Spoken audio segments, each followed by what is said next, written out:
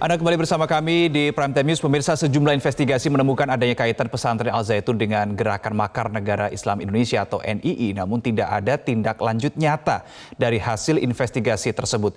Kami akan membahasnya bersama mantan Kabais Soleman Ponto serta pendiri dan Badan Pembina Yayasan Pesantren Indonesia Ma'had Al Zaitun, Imam Suprianto. Pak Soleman, Pak Imam, selamat malam. Selamat malam. Oke, Pak Soleman sudah bisa mendengar suara saya, Pak Soleman? Oke, baik. Saya ke Pak Imam terlebih dahulu sambil kita menunggu perbaikan koreksi dari Pak Soleman ya. Pak Imam, baru saja kita mendengarkan keterangan pers oleh Menko Polhukam Mahfud MD terkait dengan hasil terbaru begitu ya, bahwa akan ada sanksi pidana untuk perorangan, sanksi administrasi untuk yayasan begitu. Nah, bagaimana Anda merespon hal ini? Karena Anda kan juga merupakan pembina yayasan dari pondok pesantren ini ya, meskipun secara ini tidak diakui begitu oleh Panji Gumilang. Pak Imam. Ya gini, saya mau bicaranya runut ya. Ini kan di NII itu ada strategi sembunyi di tempat terang. Itu orang-orang tua kita ngajarkan begitu. Nah ini juga dilakukan oleh Panji Gumilang ya. Dia sekarang bersembunyi di tempat terang. Contohnya begini, dia punya sumber-sumber dana yang sangat potensial sekali. Sebagai contoh, dia bikin yayasan-yayasan yatim di semua tempat. Contohnya ada Geria Yatim Syariah Mandiri, ada Peduli Tali Bangsa, ada Dulur Salembur. Itu yang sama sekali nggak diketahui itu oleh intelijen, oleh polisi, oleh Kementerian Sosial, atau yang lain-lain, oleh masyarakat sekalipun. Masyarakat ini nyumbang setiap hari ya. Itu orang-orangnya mungkin 1.000 orang lebih sehari beredar itu. Saya ini barusan habis keliling, khususnya di kota Tangerang ya. Itu satu kotak itu dapat 300.000. Nah, 300.000 setor 100.000 ke orang-orangnya Panji Gumilang. 100.000 kali 1.000 orang berapa? 100 juta sehari. Coba Anda bayangkan sendiri. Nah, ini salah satu cara ya yang mereka lakukan yang untuk menghindari dari pihak-pihak yang berwajib dan masyarakat umum tidak tahu. Gitu Mas kira-kira. Oke, baik. Saya kembali ke Pak Soleman. Pak Soleman, Anda sudah bergabung bersama kami? Sudah. Semoga bisa kedengaran. Ya. Pak Soleman, apa respon Anda menanggapi tadi konferensi pers yang diberikan oleh Mahfud MD bahwa dalam waktu dekat akan ada sanksi pidana, dalam hal ini Polri yang akan mengumumkan ya. Kemudian juga ada sanksi administrasi. Anda melihat ini sebagai suatu kemajuan yang cukup pesat atau masih kurang ini? Ya bagus lah. Itu berarti mereka sudah bisa menemukan pidananya, bisa menemukan pelanggaran administrasi. Seperti itu tempat terang. Kita tahu, intelijen saya 2012 sudah tahu bahwa ada gerakan NII itu. Tapi sepanjang mereka belum melaksanakan tindak pidana atau tertutup seperti itu, ya kita hanya bisa mengawasi saja. Jadi kalau mengawasi, Anda bisa mengawasi, tetapi pekerjaan yang mereka kan bersembunyi di bawah dakwah Islam. Sehingga di bawah dakwah itu kita tidak bisa sembarang mengambil tindakan. Jadi hanya melaporkan saja bahwa kita sedang mengawasi gerakan ini. Ya kita tunggu apakah ada tindak pidana atau belum. Nah kalau sekarang sudah akan ditemukan tindak pidana, tindak pelanggaran administrasi, itu satu kemajuan yang sangat bagus saya kira itu. Berarti sudah ada perhatian. Tapi kalau berkaca pada pengalaman tahun-tahun sebelumnya ketika isu terkait dengan Al Zaitun ini sempat naik ke permukaan, kemudian tiba-tiba tenggelam lagi. Anda optimis tidak ini benar-benar terselesaikan dengan tuntas, bukan terselesaikan karena tenggelam ini sebetulnya kali ini? Ya semoga aja. Karena apapun Al Zaitun itu adalah suatu organisasi yang punya, tadi kan dibilang anggota yang besar sekali. Nah di zaman sekarang ini, di zaman maupun pemilu itu sumber suara, sehingga bisa saja ada yang memanfaatkan tuh atas nama untuk mendapatkan suara, kan bisa saja itu dimanfaatkan. Jadi semoga tindak pidananya ditemukan, administrasi ditemukan, sehingga bisa ditindaklanjuti tidak malah dimanfaatkan untuk dimanfaatkan dalam tahun-tahun politik ini. Oke, Itu, Pak. baik. Oke, saya kembali ke Pak Imam. Pak Imam, tadi pernyataan Anda terkait dengan bersembunyi di tempat yang terang ini menarik untuk kita simak begitu ya. Kalau kita melihat belakangan ini, kenapa tiba-tiba ujuk-ujuk begitu ya, Panji Gumilang ini bisa naik ke permukaan di tengah sekuens yang sedang berjalan saat ini menjelang pemilu juga di tahun politik. Apa yang Anda baca di sini, Pak Imam? Iya, dia kan melihat bahwa pemerintah ini sedang fokusnya kepada persiapan 2024. Dia pikir pemerintah ini lagi lengah. Dia memang sudah mempersiapkan untuk naik ke permukaan betul, untuk membuat satu kontroversial. Contohnya dia sekarang punya 70 pengacara yang dari Lembaga Bantuan Hukum HD. Bahkan salah seorang bekas pejabat di lingkungan Polda yang dengan pangkat Kombes itu ya, Kombes D, dulunya itu Kapolsek di Haurgelis, itu masuk jajaran penegak bantuan hukum atau pengacara dia. Kemudian dia dapat akses ke polisi dari tingkat Polres, Polda, dan Mabes Polri. Dia menganggap itu akan membackup dia. Kemudian dia juga punya adik yang jadi agen Interpol, MYR Agung Sedayu di BIN. Saya kira memang kalau Pak Sulaiman tidak begitu paham, karena ini yang berkaitan langsung ini BIN ini. Sejak Pak HP itu terlibat langsung mengamankan Panji Gumilang. Bahkan Pak Hafiz bilang sendiri, musuh kita yang menjadi musuh kita adalah kawan kita. Jadi dia besar hati sekali ini.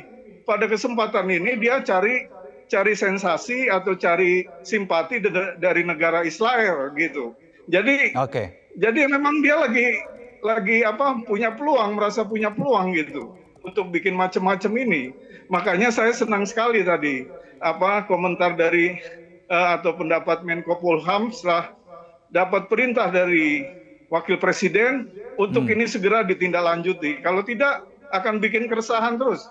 Dan tetanya teman-teman di lapangan itu akan bikin demo berjilid-jilid gitu. Kalau ini nggak terus ditangani.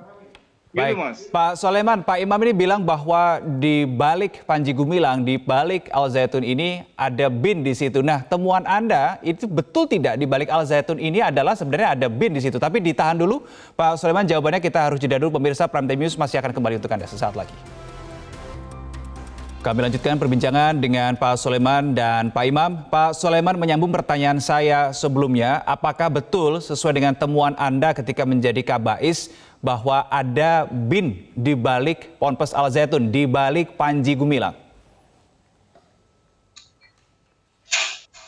Ya. Pak Soleman? Ya.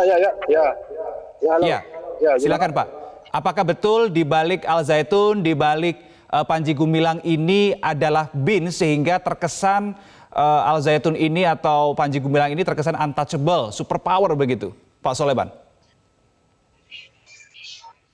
Saya tidak yakin. Pada 2012 waktu kita sudah mengikuti itu perkembangannya Al Zaitun itu dari LDBI lalu sampai menjadi Al Zaitun, kita tidak melihat ada apakah betul-betul BIN membackup itu, saya tidak melihat. Karena begini, BIN ini kan intelijen negara, dia bisa ada di mana saja. Dan kalaupun dia berada di dalam, itu belum tentu dia menjadi backing di sana. Bisa saja dia juga sedang mencari informasi di sana, kan bisa saja. Sehingga kalau dia bilang dia terlibat di sana, saya kira terlalu jauh. Oke, lalu yang Anda lihat di balik Al Zaitun itu siapa, Pak Soleman? Sudah ada bukti-bukti bisa melihat seperti itu. Nah, kalau untouchable, Al Zaitun ini kan unik kalau saya bilang ya. Unik karena dia pun pesantren ini pengikutnya masih waktu itu kita melihat simpati NU banyak. Tapi sepanjang sepanjang mereka Oke, Pak Soleman, kalau begitu ketika Anda tidak melihat BIN di balik Al Zaitun, di balik Panji Gumilang, tapi di tengah kontroversinya, eksistensinya masih terus terjaga, lalu siapa yang Anda baca pada saat itu di balik Panji Gumilang dan Al Zaitun ini?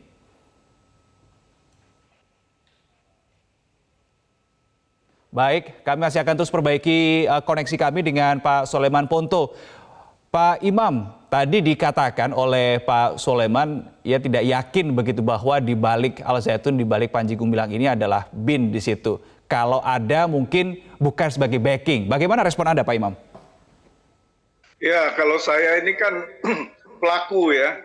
Posisi saya ketika NII konsolidasi pertama itu, yang kedua, katakan yang kedua, tahun 93, kemudian 96, itu saya mengikuti persis. Saya memang orang muda termasuk, tapi saya bergaul dengan orang-orang tua.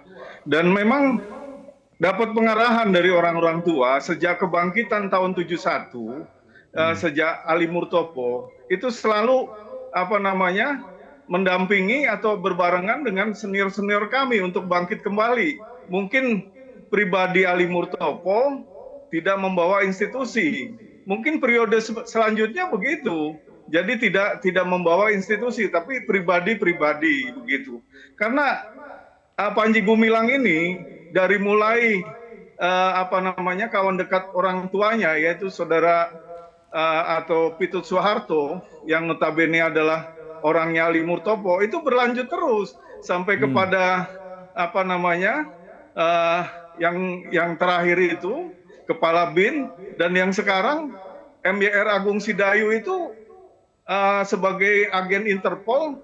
Itu yang saya dengar dia ikut proyek-proyek pengadaan di BIN, contohnya sebagai security printing, kan berarti itu luar biasa gitu.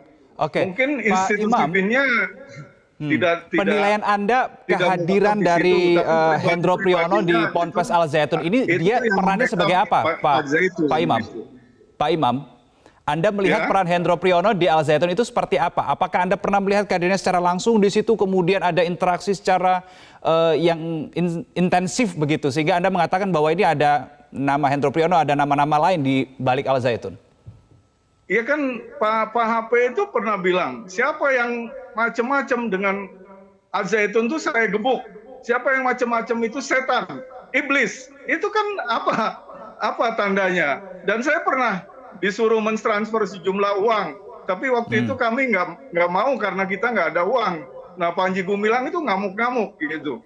Nah, itu tandanya apa? Kan saya bicara ada dasarnya gitu, bukan saya ini orang yang paling dekat dengan Panji Gumilang. Saya bergaul dari tahun 88 gitu. Jadi tahu persis lah semua perjalanan itu, walaupun saya tidak berada di kampus, tapi laporan-laporan semua informasi masih ada pada saya karena saya masih melakukan upaya hukum gitu. Oke. Gitu, baik. Mas. Saya kembali ke Pak Soleman. Pak Soleman, beberapa waktu lalu kepada Metro TV, Anda mengatakan bahwa isu terkait dengan Al Zaitun ini adalah isu yang sensitif begitu. Sensitif di sini yang Anda maksud karena terkait dengan agama, karena ada orang besar di balik hal ini. Ini sensitif yang mana yang Anda maksud? Termasuk masalah agamanya. Masalahnya dia kan pondok pesantren. Jadi kita bagaimana pondok pesantren itu kalau kita juga itu berbelok ke masalah agama. Jadi itu sangat sensitif. Makanya walaupun sensitif kita mengawasi terus. Kita melihat terus perkembangannya. Nah, selama ini perkembangannya itu kan tidak kelihatan. Adakah tindak pidana, misalkan perampasan, pemboman, seperti ini kan ada begitu. Dan kalau ada seperti itu langsung ditagih, tidak ambil tindakan. Tetapi mulai dari 2012 sampai hari ini kan belum ada. Yang terlihat itu dari sekarang ini dengan bagaimana beliau menyampaikan tentang tata cara beragama Islam yang tidak benar kan menurutnya. Dan itu yang baru bisa terlihat. Jadi walaupun mereka itu NGC, selama belum ada tindakan yang melanggar aturan perundangan, ya kita tidak bisa ngata-ngatain. Kita hanya mengawasi itu dan cara secara tertutup dan secara terbuka. Nah, apa yang dilaksanakan Pak Hendro Priyono, saya kira itu salah satu masuk ke dalam dia secara terbuka, dia masuk ke dalam. Menurut saya kalaupun terjadi seperti itu, beliau mencoba mungkin menenangkan atau janganlah berbuat terjadi. Jangan lupa Pak Hendro Priyono itu kasih Lampung kan beliau yang mengajar itu. Masalah Islam dan Islam. Baik. Jangan lupa itu. Dan Oke. Pak Hendro pernah dengan kekerasan, sekarang dengan cara yang halus, kan begitu. Oke, baik. Terima kasih mantan Kabais Sulaiman Ponto serta pendiri dan Badan Pembina Yayasan Pesantren Indonesia Mahat Al Zaitun, Imam Supriyanto sudah bergabung bersama kami di Prime Time News malam ini. Selamat malam, Bapak-bapak.